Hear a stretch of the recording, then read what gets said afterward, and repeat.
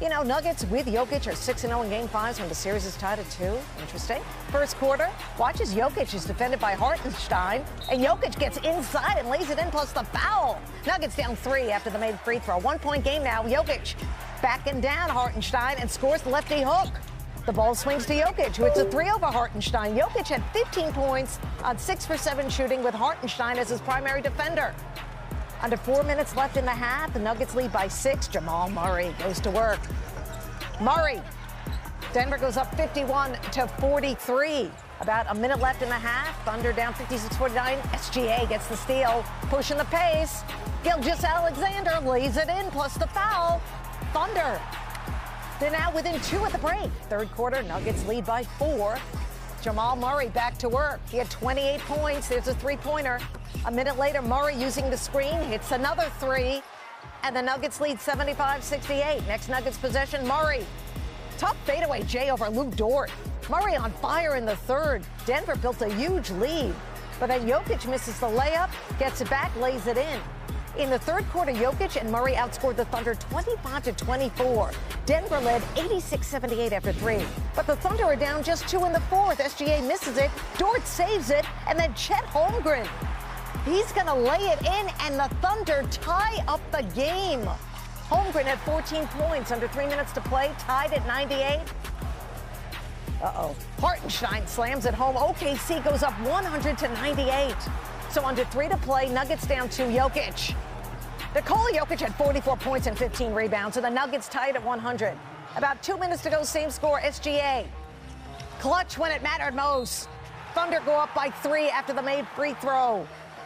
Next Nuggets possession, Jokic doesn't give up the fadeaway 3. That is unreal by Jokic, and the Nuggets tie it at 103. Boy, the crowd was like, what? Next Thunder possession, Jalen Williams. Jalen Williams had 18 points. There's 3 of them. Under a minute to play, 3-point lead by the Thunder, and the dagger 3 by SGA. And the Thunder pull this one out at home and take a 3-2 series lead.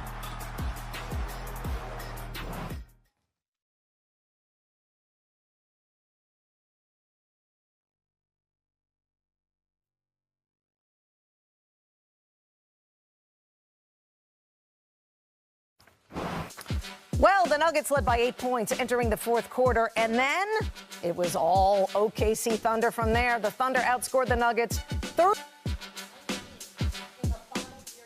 Denver shooting just 24% from the floor in the fourth quarter. 4 for 6, though, by Nikola Jokic. 1 for 15 by everyone else. What a game, what a finish. Danny Green in studio with us now on SportsCenter. All right, the battle of the 2 MVP candidates, Jokic and SGA, they put on a show in OKC.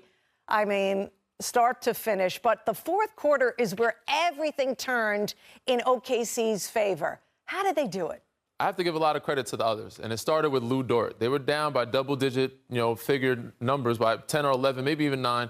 But he's the one that, gave him the boost of energy. He knocked down 3 threes, got loose ball, 50-50 balls. Isaiah Hartenstein got a lob. Chet had a layup. The other guys really stepped up. And, of course, down the stretch, SGA was the icing on the cake. Jalen Williams hit a big 3.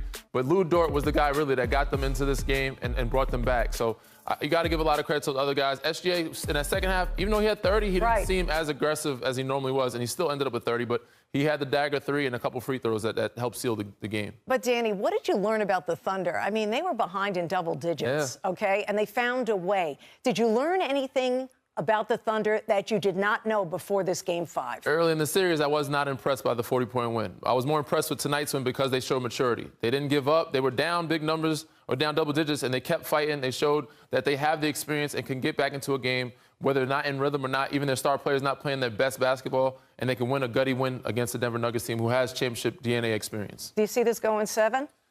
Actually, I do. Yeah, I figured you would. It's tough to win in Denver. Game 6 is in Denver Thursday, and you can see it on ESPN. 5 games were more than enough for the Pacers to knock off the Cleveland Cavaliers. I mean, we heard from Donovan Mitchell earlier. He was very disappointed.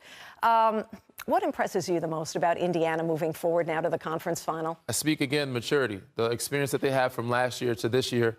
Tyrese Halliburton, Mr. Overrated that everybody's voted him for, has shown up time and time again and shown that he can be consistent this year. Also, Miles Turner. I have to give those two guys a lot of flowers for winning 3 games on the road. Not just 1 or 2, but 3. They won the first 2 in that building, and then they won game 5 in that building. So those two guys really stepped up. Tyrese was consistent. He, in that second quarter, hit 5 threes, got them back into the game. And once they got back in the game, Cleveland just ran out of gas. Donovan Mitchell missing 3 free throws, unlikely, uncharacteristic of him. Yep. And they just didn't have it. Darius Garland, that toe injury, he was limping a little bit, couldn't find his rhythm. Ty Jerome finally came alive a little bit, gave him a spark, but they just not have enough in Cleveland. They had too much gas of trying to get out that hole that they dug themselves into in the first 2 games. So the Pacers await the winner of the Knicks-Celtics series. Most people think it'll be a rematch of Pacers-Knicks. What do you think? I think so. I mean, I think that series, especially without Jason Tatum, sad news about him. Right. Thoughts and prayers go out to him and his family. Absolutely. And he'll be out next season, too, which absolutely sucks. Sad. But he led them in every statistical category. This team is very good without him. They've been 8-2. It's going to take a lot of Jaylen Brown and everybody else stepping up. Drew Holiday, Porzingis, Derek White. They're capable, but I don't know if they can win 3 straight. So I got New York moving on to the Eastern Conference Finals. All right, great stuff as always from you. Pacers versus the Cavs. We'll pick this up in the first quarter of the game. Of course, Tyrese Halliburton. He's been on fire.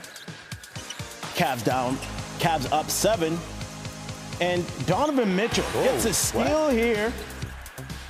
And then he Venmos Jarrett Allen for the reverse slam.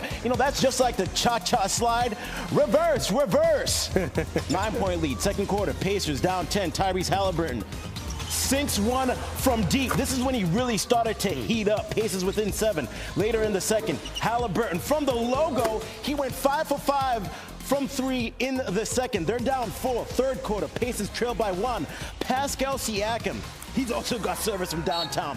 Pacers will take the 2-point lead, their first since single digits. Fourth quarter, Halliburton blocks Jerome, and on the other end, give me that! Ooh. And 1. After the free throw, the Pacers lead 104-97. Halliburton had 31. Cavs trailing by 6 here. Mitchell, 2+1. That's a corner pocket 3. Cavs within 3. He had 35 points and 9 rebounds, but it wouldn't be enough. Under 30 to play. Miles Turner put him in a coffin.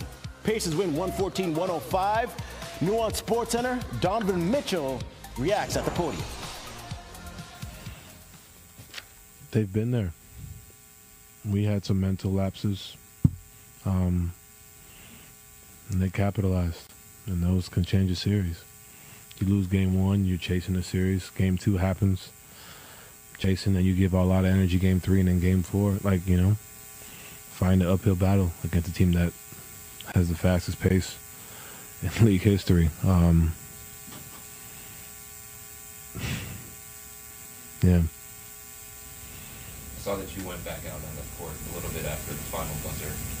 What was going through your mind at that point? What were you trying to process? Just couldn't believe it. Didn't want to believe it.